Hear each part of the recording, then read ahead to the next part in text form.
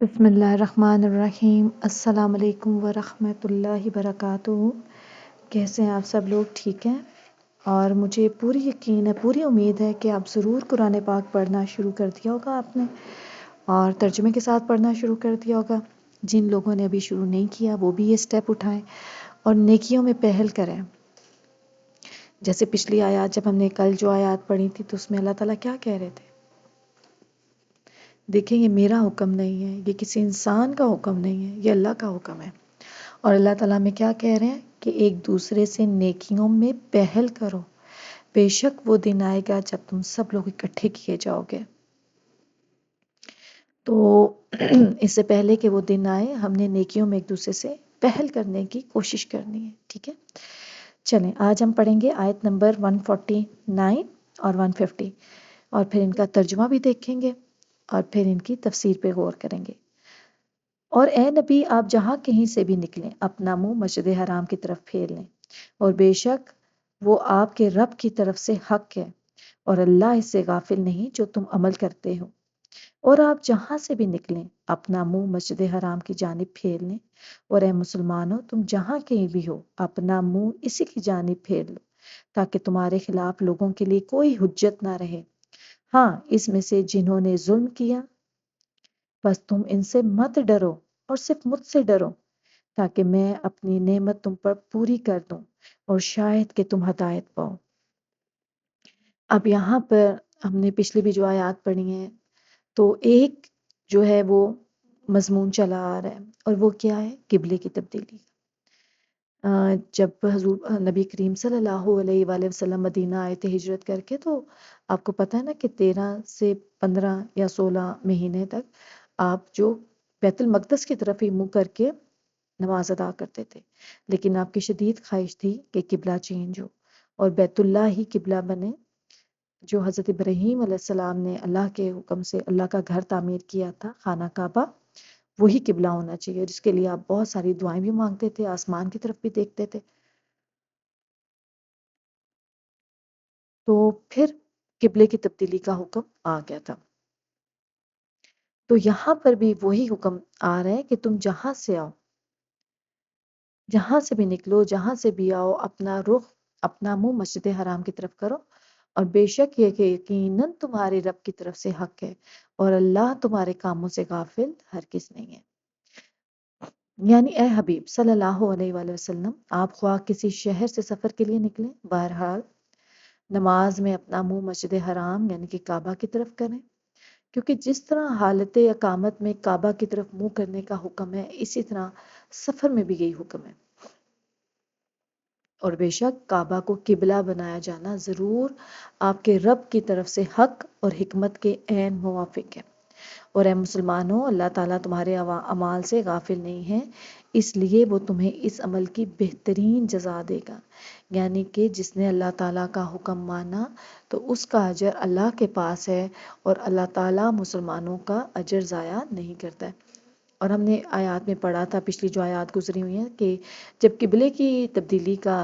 حکم آیا تھا تو جو لوگ تھے وہ بہت زیادہ پریشان تھے، اور وہ سوال کرتے تھے کہ کیا اب سے پہلے جن لوگوں نے جو نمازیں ادا کی ہیں، جو بیت المقدس کی طرف ہی منہ کر کے نماز پڑھتے تھے، تو ان کا کیا ہوگا؟ انہوں نے جو نمازیں پڑھی ہیں تو ان کے بارے میں بھی اللہ تعالیٰ کی پھر آیات نازل ہوئی تھی کہ اللہ تعالیٰ جو ہے وہ مومنوں یا مسلمانوں کا جو اجر ہے وہ ضائع نہیں کرتا ہے، ٹھیک ہے؟ اور اسی طرح آپ کو پتہ ہے کہ جب قبلے کی تبدیلی کا حکم آیا تھا تو نماز عصر کا ٹائم تھا، جب نماز عصر کے دوران ہی رکوع کی حالت میں حکم آ گیا تھا تو آپ نے اسی حالت میں اپنا رخ تبدیل کر لیا تھا۔ لیکن ظاہر ہے اس ٹائم پہ ذرائع مواصلات اتنے فاسٹ تو نہیں تھے کہ خبر فوراً پہنچ جاتی جیسے آج کل کے زمانے میں۔ تو ایک اور دوسری جگہ پر جب مسلمانوں کو خبر پہنچی تھی، اور اس وقت غالباً فجر کا ٹائم تھا، تو ایک شخص نے وہاں سے گزرتے ہوئے کہا کہ خدا اللہ کی قسم اٹھا کے کہا تھا کہ بے شک میں نے اللہ کے نبی کو اس طرح سے آیات نازل ہوئی ہیں اور انہوں نے خانہ کعبہ کی طرف منہ کر کے نماز ادا کیا، تو انہوں نے بھی اپنا رخ چینج کر لیا تھا۔ تو ان کے بارے میں بھی حکم نہیں ہوا تھا کہ انہوں نے عصر کے ٹائم میں حکم آیا تھا، لیکن فجر میں انہوں نے اپنا رخ چینج کیا تھا کہ وہ جو نمازیں 3 پڑھی ہیں ان کو اب دوبارہ پڑھیں۔ نہیں، اللہ تعالیٰ کبھی بھی جو مومن ہے اس کا اجر جو ہے وہ نیکی کو ضائع نہیں کرتا ہے۔ اور یہاں پہ بھی اللہ تعالیٰ یہی حکم دے رہے ہیں کہ آپ جہاں کہیں بھی ہو، چاہے سفر کی حالت میں ہو، آپ نے کیا کرنا ہے، آپ نے قبلہ رخ ہو کے خانہ کعبہ کی طرف منہ کر کے اپنی نماز ادا کرنی ہے۔ اب جو اگلی آیت ہے اس میں بھی یہی ہے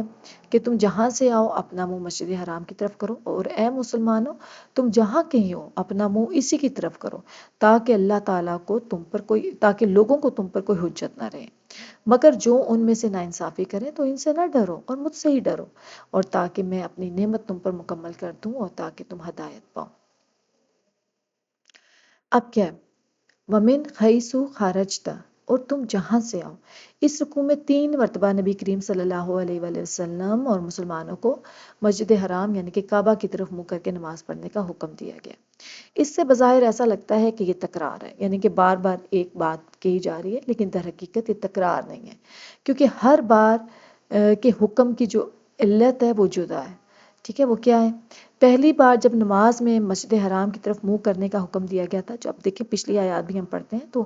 ہم دیکھیں گے کہ جب پہلی دفعہ حکم آیا تھا تو اس میں کیا تھا، اس میں کیا بات تھی، ذکر ہو رہا تھا، پھر دوسری دفعہ آیا پھر کیا ذکر ہو رہا تھا، اور جو پچھلی آیات ہم پڑھ رہے تھے نا، جب پارہ نمبر 2 ہے تو وہاں سے مسلسل یہ حکم آ رہا ہے، تو ہر دفعہ جب اللہ تعالیٰ یہ کہتے تھے تو وہاں کا اس کا کانٹیکسٹ ڈیفرنٹ ہوتا تھا۔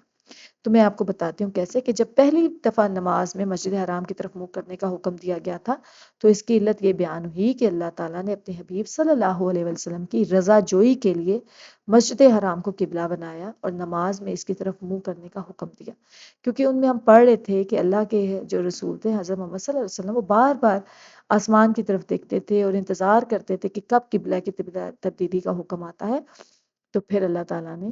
قبلے کی تبدیلی کا یہ حکم دے دیا تھا۔ اب دوسری مرتبہ جب مسجد حرام کی طرف منہ کرنے کا حکم دیا گیا تو اس کی علت یہ بیان فرمائی ہے کہ اللہ تعالیٰ نے ہر امت کا الگ الگ قبلہ بنایا، جیسے ہم نے پچھلی آیات میں پڑھا تو اللہ تعالیٰ کیا کہتے ہیں کہ ہر ایک کی اپنی سمت ہے جس کی طرف وہ نماز پڑھتے ہیں منہ کر کے۔ تو جب امت محمدیہ بھی ایک امت ہے تو ان کا قبلہ مسجد حرام کو بنایا اور اس کی طرف منہ کر کے انہیں نماز پڑھنے کا حکم دیا گیا۔ ٹھیک ہے، دوسری دفعہ اس کی علت یہ تھی۔ اب تیسری مرتبہ جب یہ حکم دیا گیا تو اس کی یہ وجہ بیان کی گئی ہے کہ قبلہ کے معاملے میں یہودی مسلمانوں کے خلاف حجت قائم نہ کر سکے۔ ٹھیک ہے، یہودی کوئی حجت قائم نہ کر سکے، تو اے مسلمانوں تم جہاں کہیں بھی ہو اپنا منہ اسی کی طرف کرو۔ تو اس آیت میں مجموعی طور پر لوگوں سے فرما دیا گیا ہے کہ تم حالت سفر میں ہو یا حالت اقامت میں، جنگل و بیابان میں ہو یا شہر میں، ہر جگہ ہر حالت میں اور ہر وقت تم سب نے نماز میں خانہ کعبہ ہی کی طرف منہ کرنا ہے، تاکہ یہودیوں کو اس اعتراض کا حق نہ رہے کہ ان کی کتابوں میں تو قبلہ کی تبدیلی کا لکھا ہوا تھا لیکن اس نبی تو ایسا کیا ہی نہیں۔ یعنی کہ آپ کو پتہ ہے کہ جو یہودیوں کی کتاب تھی ان کی تورات میں اور انجیل میں ان چیزوں کا ذکر ہے، قبلے کی تبدیلی کا حکم تھا، تو اب ان کے پاس بھی حجت ہوتی کہ کتابوں میں تو لکھا ہوا ہے لیکن اس نبی نے تو ایسا نہیں کیا، تو اس لیے اللہ تعالیٰ نے کہا کہ حجت ہی وہ نہ کر سکیں، اس لیے حجت ختم کرنے کے لیے اللہ تعالیٰ نے کہا کہ قبلہ کی تبدیلی کا حکم دیا، اور تاکہ وہ یہ اعتراض نہ کر سکیں کہ یہ نبی ہمارے دین کے تو مخالفت کرتے ہیں لیکن قبلہ ہمارے والا ہی مانتے ہیں، یعنی کہ حجت نہ کر سکیں کہ یہ ہمارے دین کی تو مخالفت کرتے ہیں یہودیت کی لیکن کیا کرتے ہیں، قبلہ ہمارے والا ہی ہے، اور مشرکین کو یہ اعتراض کرنے کا موقع نہ ملے کہ نبی کریم صلی اللہ علیہ وسلم نے قریش کی مخالفت میں حضرت ابراہیم اور حضرت اسماعیل علیہ السلام کا قبلہ بھی چھوڑ دیا، حالانکہ نبی کریم صلی اللہ علیہ وسلم ان کی اولاد میں سے ہیں اور ان کی عظمت اور بزرگی مانتے بھی ہیں۔ پھر آگے اللہ تعالیٰ کہتے ہیں اِلَّا الَّذِينَ ظَلَمُوا مِنْهُمْ، مگر جو ان میں ناانصافی کریں، یعنی اللہ تعالیٰ کی طرف سے تو حجت پوری ہو چکی ہے، اب بھی اگر کوئی اعتراض کرتا ہے، یعنی کہ اللہ تعالیٰ نے اوپر ساری ڈیٹیلز بتا دی ہیں کہ اس وجہ سے قبلہ کی تبدیلی کا حکم دیا گیا ہے، لیکن اب بھی اگر کوئی اعتراض کرتا ہے تو وہ خود ظالم ہے۔ یاد رہے کہ دین کی راہ میں تانے سننا انبیاء کرام کی سنت رہی ہے، جب بھی آپ دین کے لیے کام کریں گے تو آپ لوگوں کی باتیں سننے کے لیے تیار رہیں، اور اس سے آپ نے گھبرانا نہیں ہے کیونکہ یہ انبیاء کرام کی سنت رہی ہے۔ پھر ہے فَلَا تَخْشَوْهُمْ وَاخْشَوْنِي،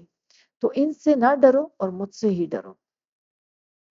اس آیت میں مسلمانوں کو حکم دیا جا رہا ہے کہ تم کعبہ کی طرف منہ کر کے نماز پڑھنے کی وجہ سے کفار کی طرف سے ہونے والے اعتراضات سے نہ ڈرو، ان کے طعنے تمہیں کوئی نقصان نہیں پہنچا سکتے، اور تم میرے حکم کو پورا کرنے کے معاملے میں مجھ سے ڈرو اور میرے حکم کی مخالفت نہ کرو، بے شک میں تمہارا بہترین مددگار ہوں۔ تو اس بات سے ہمیں یہ بھی سمجھ آتی ہے ایک بات کہ اللہ تعالیٰ کا عذاب ہر وقت پیش نظر رکھنا چاہیے۔